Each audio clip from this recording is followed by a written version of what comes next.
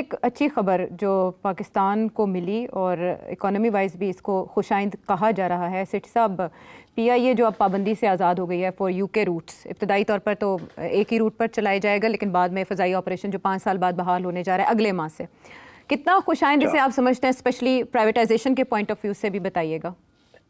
Privatisation के point of view से तो खैर थोड़ा बहुत डेफिनेटली फर्क पड़ेगा, बिकॉज पहले ये रूट बंद था। It is one of the most profitable routes और इसके साथ यूरोपियन रूट्स भी हैं। सो डेफिनेटली पीआई की प्राइवेटाइजेशन के जो असासे हैं, जिसकी वैल्यूएबल की जा रही थी, including licences to fly to these countries, वो तो अब रिन्यू हो गए हैं, तो that will make a difference. Privatisation की प्राइस बढ़ जाएगी एंड गुड। मगर आई थिंक इम्पॉर्टेंट बात यह है कि इट्स नॉट जस्ट पीआईए, बाकी भी जो एयरलाइंस हैं उनको भी इजाजत नहीं थी, उनको भी सबको इजाजत मिल गई है जी। और ये सारी के सारा जो खाता है ना, ये इमरान खान के जमाने में ही गड़बड़ हुई थी। उनके जो एविएशन के मिनिस्टर थे, सरवर साहब थे, गुलाम सरवर जी, गुलाम सरवर साहब निहायत बेवकूफ इंसान, कोई मॉनिटर नहीं कर रहा था। वो अपनी तरफ से बड़ी ड्रामे कर रहे थे कि जी पीआईए का ये हाल है, फलाना है, निगड़ा है, मैं उसको ठीक कर रहा हूँ। आपने पीआईए को क्या ठीक करना था? तो पीआईए को वाड़ देता। मुझे याद आता है कि ये सरवर साहब ने ये बयान जब दिया था तो मैं सोचो में पड़ गया। मैं कह लो जी, पहले इफ्तिखार चौधरी हमें स्टील मिल के ऊपर और रेको डिक के ऊपर मार गया, बेवकूफ, और अब ये एक सर्वर आ गया, इसने हमारी सारा एयरलाइन सेक्टर जो है इसको तबाह करने की कोशिश करे। तो अब इससे बात बता क्या करे? अब क्या इनके खिलाफ कोई कार्रवाई होगी? क्या कार्रवाई होगी? कर गया जो करना था, एक बयान ही होता है ना जिसके साथ सारा कुछ उलट जाता है। तो अब शुक्र करें, आप ये पता नहीं कितने साल के बाद, 3-4 साल के बाद जाके ये सहूलत मिली है, जो लकी। मगर अब बात ये है कि जी PIA also has to get its act together ना। पीआईए का सेफ्टी रिकॉर्ड तो ठीक है पीआईए का, it's not so bad. It used to be one of the most safe and secure airlines of the world.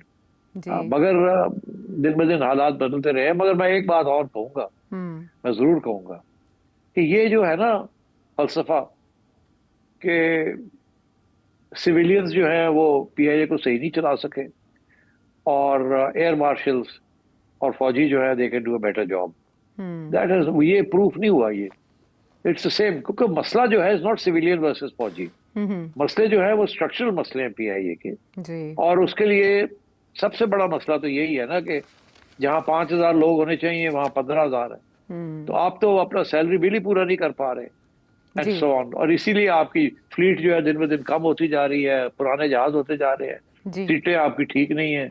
आप चाहे तो आप अपनी ठीक कर सकते हैं, बट आई थिंक ये, मगर अब it's best to get out of it, because इसको आप ठीक नहीं कर सकते। मुझे याद है गिलानी साहब का वक्त था कि एक प्रपोजल आई थी कि पीआईए और टर्किश एयरलाइंस के साथ कोई राब्ता हो जाए कि पीआईए के जो ईस्टर्न रूट्स हैं पीआईए उस पर चलाए और जो वेस्टर्न रूट्स हैं वो टर्किश एयरलाइंस के साथ पार्टनरशिप हो जाए। अच्छा। एंड दैट वाज, मैंने वो स्टडी किया था वो पूरी proposal, it was a very good proposal. उसके साथ प्रॉफिटेबिलिटी भी वापस आ जाती, मगर नहीं, वो भी नहीं होने दिया। इतने वेस्टेड इंटरेस्ट है कि वो होने नहीं देते। ठीक है, लेकिन ये आईएमएफ और ये प्राइवेटाइजेशन इतनी आसान नहीं होगी, ये प्राइवेटाइजेशन इतनी आसान नहीं होगी। देखो ना, 10,000 बंदा निकालना पड़ेगा ना। वो सारे नून लीग और पीपल पार्टी ने भरे हुए हैं, वो पहले एमक्यूएम ने भरे हुए थे, फिर उसके बाद पीपल पार्टी ने भरे हुए हैं। तो क्या कहाँ जाएंगे?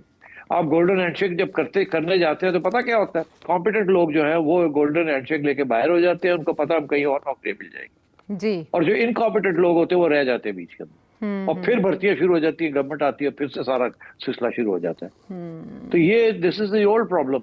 बहुत दफा आईएमएफ ने, वर्ल्ड बैंक ने लोन्स दिए हैं आपको up to $1 billion, $750 million, $500 million, कि आप ब्यूरोक्रेसी को प्रून करें, गोल्डन हैंडशेक करके फजूल कम करें ब्यूरोक्रेसी।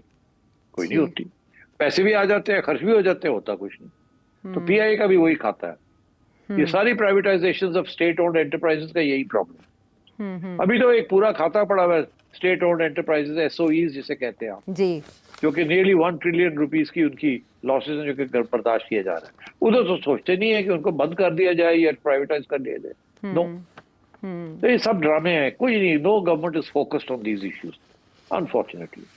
ठीक है, लेकिन प्राइवेटाइजेशन ही इसका हल है, उसके लिए भी पुरकशिश पेशकश करनी पड़ेगी इस हुकूमत को। प्राइवेटाइजेशन सिर्फ हल नहीं है आयशा, हल थोड़े से कॉम्प्लिकेटेड है कि प्राइवेटाइजेशन के साथ भी बड़े प्रॉब्लम्स हो जाते हैं। But you have to have very creative solutions कि अगर प्राइवेटाइजेशन भी होती है, they have to be safeguards to protect the public interest. ये पब्लिक सेक्टर एंटरप्राइजेस क्यों बनाई गई थी? कि पब्लिक को बचाने के लिए, उनके लिए अच्छी सहूलतें हों, सस्ती हों। जब आप प्राइवेटाइजेशन की तरफ जाते हैं तो हर चीज महंगी हो जाती है। तो प्राइवेटाइजेशन तो लॉस नहीं ले सकती ना। अब सवाल ये है कि क्या प्राइवेटाइजेशन ज्यादा एफिशिएंट होती है या नहीं। फ्रांस के अंदर ब्यूरोक्रेसी बड़ी एफिशिएंट है, ठीक है। वेस्टर्न कंट्रीज के अंदर ब्यूरोक्रेसी एफिशिएंट है, ईस्टर्न कंट्रीज के अंदर bureaucracy is not efficient, totally corrupt. अब इंडिया में भी प्राइवेटाइज किया गया एयरलाइंस को, तो क्या रिजल्ट निकला? हाँ, वहाँ किया उन्होंने, वहाँ बहुत बड़े बड़े सरमायादार हैं और उनके साथ जो टर्म्स एंड कंडीशंस लगाई गई हैं, दे वर मच बेटर देन जो आपको यहाँ होगा। यहाँ तो वो खुली छुट्टी हो जाएगी, देखिएगा क्या होता है। ठीक है, नेक नियति बहुत जरूरी है। अगर पब्लिक प्राइवेट पार्टनरशिप हो तो शायद they may be a better option. ठीक है, चलें अब आगे की राह देखेंगे। सितंबर में अमेरिका के रूट की बहाली के लिए भी ख्वाजा आसिफ ने कहा है कि टीम्स आ रही हैं, तो वो रूट पाकिस्तान टू यूएस भी हमारी परवाज़ें दोबारा शुरू हो जाएंगी, तो निचकारी की तरफ एक और कदम बढ़ जाएगा। There is a very good proposal. उसके साथ प्रॉफिटेबिलिटी भी वापस आ जाती है, मगर नहीं, वो भी नहीं होने दिया। इतने वेस्टेड इंटरेस्ट है कि वो होने नहीं देते। ठीक है, लेकिन ये IMF और की ये शराइत में प्राइवेटाइजेशन शामिल है। इतनी आसान नहीं होगी, ये प्राइवेटाइजेशन इतनी आसान नहीं होगी। देखो ना, 10,000 बंदा निकालना पड़ेगा ना।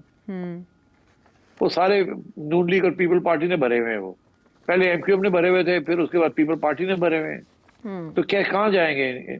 आप गोल्डन हैंडशेक जब करने जाते हैं तो पता क्या होता है, कॉम्पिटेंट लोग जो हैं वो गोल्डन हैंडशेक लेके बाहर हो जाते हैं, उनको पता हम कहीं और नौकरी मिल जाएगी जी। और जो इनकॉम्पिटेंट लोग होते हैं वो रह जाते हैं बीच के अंदर, और फिर भर्तियां शुरू हो जाती है, गवर्नमेंट आती है, फिर से सारा सिलसिला शुरू हो जाता है। तो ये this is the old problem. बहुत दफा IMF ने, वर्ल्ड बैंक ने लोन्स दिए हैं आपको up to $1 billion, $750 million, $500 million, कि आप ब्यूरोक्रेसी को प्रून करें, गोल्डन हैंडशेक करके फजूल कम करें ब्यूरोक्रेसी। कोई नहीं होती, पैसे भी आ जाते हैं, खर्च भी हो जाते हैं, होता कुछ नहीं। तो PIA का भी वही खाता है। ये सारी privatisation of state owned enterprises का यही प्रॉब्लम। अभी तो एक पूरा खाता पड़ा हुआ है स्टेट ओन्ड एंटरप्राइजेस, SOEs जिसे कहते हैं आप जी, जो कि नियरली $1 ट्रिलियन की उनकी लॉसेस हैं, जो कि बर्दाश्त किए जा रहे हैं। उधर तो सोचते नहीं है कि उनको बंद कर दिया जाए या प्राइवेटाइज कर दिया जाए। नो, तो ये सब ड्रामे हैं, कोई नहीं। No government is focused on these issues unfortunately. ठीक है, लेकिन प्राइवेटाइजेशन ही इसका हल है, उसके लिए भी पुरकशिश पेशकश करनी पड़ेगी इस हुकूमत को। प्राइवेटाइजेशन सिर्फ हल नहीं है आयशा, हल थोड़े से कॉम्प्लिकेटेड है कि प्राइवेटाइजेशन के साथ भी बड़े प्रॉब्लम्स हो जाते हैं। But you have to have very creative solutions कि अगर प्राइवेटाइजेशन भी होती है, they have to be safeguards to protect the public interest. ये पब्लिक सेक्टर एंटरप्राइजेस क्यों बनाई गई थी? कि पब्लिक को बचाने के लिए, उनके लिए अच्छी सहूलतें हों, सस्ती हों। जब आप प्राइवेटाइजेशन की तरफ जाते हैं तो हर चीज महंगी हो जाती है। तो प्राइवेटाइजेशन तो लॉस नहीं ले सकती ना। अब सवाल ये है कि क्या प्राइवेटाइजेशन ज्यादा एफिशिएंट होती है या नहीं।